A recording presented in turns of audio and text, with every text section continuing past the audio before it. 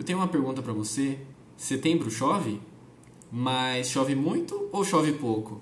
Hoje a gente vai falar sobre previsão do tempo e eu tive essa ideia desse vídeo justamente no começo desse mês, que falaram que setembro ia ser um mês mais seco do que o habitual e realmente é o que a gente está vendo agora. A gente já passou do dia 20 e está realmente bem seco e bem quente, principalmente no estado de São Paulo.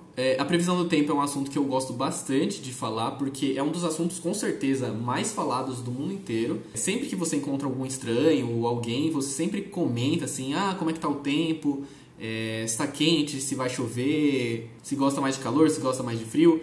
Comenta aqui embaixo se você gosta mais de calor ou se você gosta mais de frio. E mesmo nos tempos de quarentena, de home office e muitas videochamadas, ainda é comum você perguntar para as pessoas se está frio, se está calor, onde elas estão, se está nevando, por exemplo, como aconteceu no sul do Brasil um tempo atrás. Enfim, e vamos começar esse vídeo, mas antes eu vou prever onde fica o botão de curtir, bem aqui.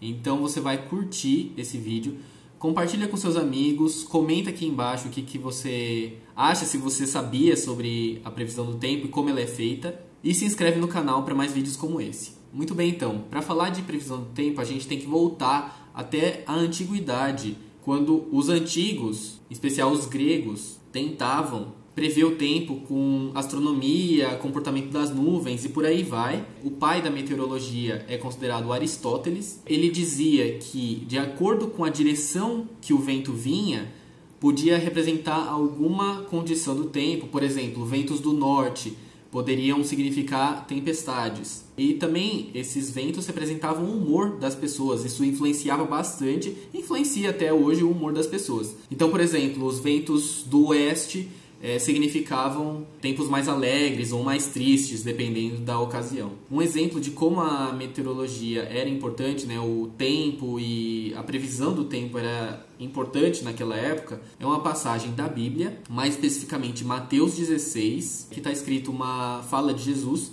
que eu vou falar aqui e eu vou colocar aqui embaixo também nos comentários. Ele respondeu: "Quando a tarde vem, vocês dizem, vai fazer bom tempo, porque o céu está vermelho. E de manhã hoje haverá tempestade, porque o céu está vermelho e nublado.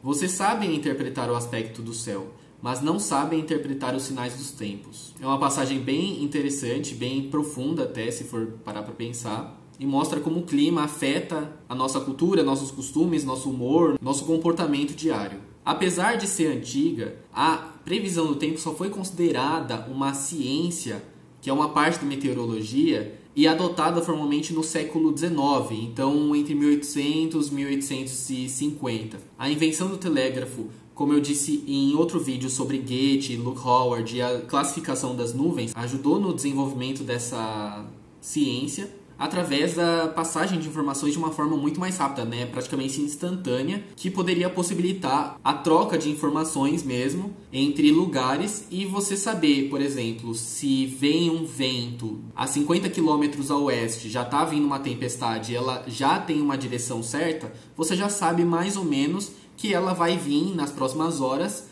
para determinada região. E essa previsão do tempo afetava muito nas embarcações, que dependiam muito das condições do tempo. Foi justamente um oficial da Marinha Real inglesa, chamado Francis Beaufort, e o pupilo dele, chamado Robert Fitzroy, eles, através do uso do telégrafo, estabeleceram 15 estações em terra que transmitiam relatórios diários de como estava o tempo, algumas características do tempo, e elas se comunicavam entre si, essas estações. Essa rede, então, essa rede bem rudimentar de estações, servia como um serviço de alerta para tempestades. Então, se houvesse alguma previsão de tempestade em alguma localidade, a Marinha já estava sabendo e alertava os navios que poderiam ser afetados. Esse serviço de alerta foi iniciado em fevereiro de 1861, e naquele ano mesmo, no jornal inglês The Times, a primeira previsão do tempo diária foi feita. Então antes era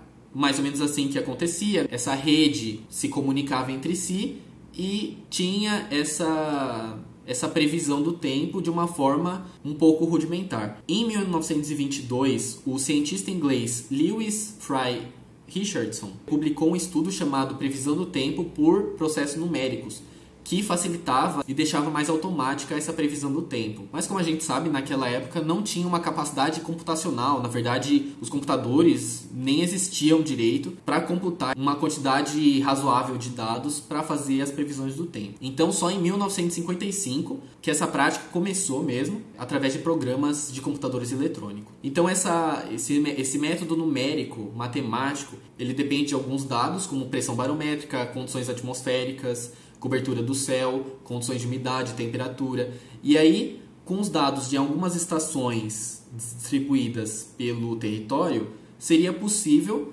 colocar no computador e o computador processa esses dados com algumas equações de fluidos, de dinâmica, e aí ele dá uma previsão de uma probabilidade de acontecer nos próximos minutos, nas próximas horas e nos próximos dias uma determinada condição atmosférica. Antigamente, essa previsão era feita em horas, então eu só poderia saber com um determinado grau de exatidão o que aconteceria daqui a algumas horas. Com o aumento da capacidade de processamento dos computadores, poderiam ser utilizados mais dados e com algumas séries históricas também, seria possível prever mais dias. Hoje em dia é possível prever com um determinado grau de exatidão, de precisão, até aproximadamente 15 dias na frente, mas é importante notar que esses eventos climáticos, eles dependem de muitas variáveis, então não é uma coisa tão simples de você prever. Nesses modelos numéricos, é estimado que pequenos erros podem dobrar de valor a cada uns 5 dias, então 15 dias na frente é um valor até que razoável para a gente prever. E será que no futuro a gente vai conseguir prever o clima daqui, por exemplo, 1 mês, 2 meses ou 1 ano? Nada indica que isso é impossível. E com novas tecnologias, provavelmente a gente vai conseguir prever esses acontecimentos e prever exatamente o que pode acontecer na atmosfera e fazer novos estudos. A partir do que foi, a gente consegue prever o que vai ser daqui para frente. Mas provavelmente essa capacidade de processamento vai demorar décadas até para a gente conseguir esse grau de exatidão que os modelos requerem. Para quem se interessar mais por meteorologia, eu vou dar 2 livros de dica. O primeiro é Meteorologia, Noções Básicas, que é um livro mais técnico, é voltado para o pessoal da graduação, que vai fazer um curso de meteorologia e que discute sobre poluição, discute sobre ventos, pressão e as características que envolvem essas técnicas de previsão do tempo. O segundo livro que eu vou recomendar chama Meteorologia 50 Conceitos, que é uma linguagem mais acessível e apresenta 50 tópicos de curiosidades ou descrever os elementos que influenciam nessas características atmosféricas. Também tem alguma seção que discute se é possível mudar o tempo, ciclos meteorológicos, eventos climáticos extremos, que é um assunto bem atual. Então parecem ser livros bem interessantes. Eu vou deixar aqui embaixo o link para eles. Quem quiser que eu fale um pouquinho mais sobre meteorologia, sobre previsão do tempo, pode comentar aqui. Com certeza é um assunto que eu posso vir a fazer vários vídeos sobre isso, principalmente nessa questão de crise hídrica e onde as pessoas querem saber quando que vai chover, né? Então por hoje é isso. Espero que vocês tenham gostado. Curta, comenta e se inscreve no canal. É isso e tchau, tchau.